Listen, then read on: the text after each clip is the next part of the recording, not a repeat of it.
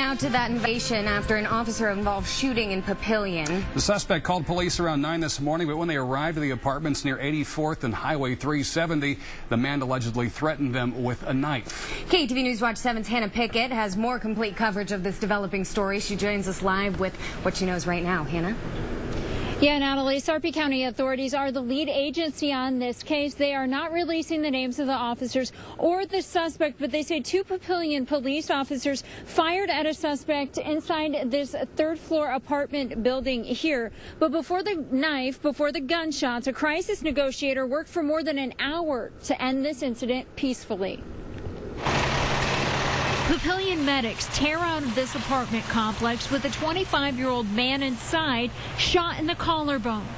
2 hours earlier, 4 calls to 911, 2 of them from the man himself. We received calls from people that were concerned about his well-being, and he also made some calls himself to the 911 center to make threats of harming himself. Police go to the apartment just before 9:30, only to find the 25-year-old barricaded in his apartment.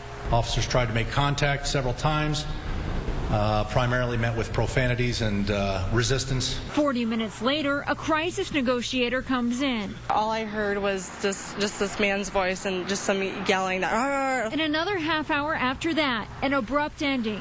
The suspect exited his apartment and confronted officers with a knife. Shortly thereafter, 2 officers fired their weapons. Each fired 1 round. Only 1 bullet hit the suspect. He's expected to be okay.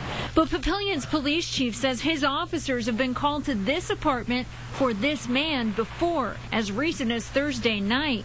The chief won't say what that call entailed, but he will say this. This is probably the most serious contact our department has had with an individual as long as I've been the chief.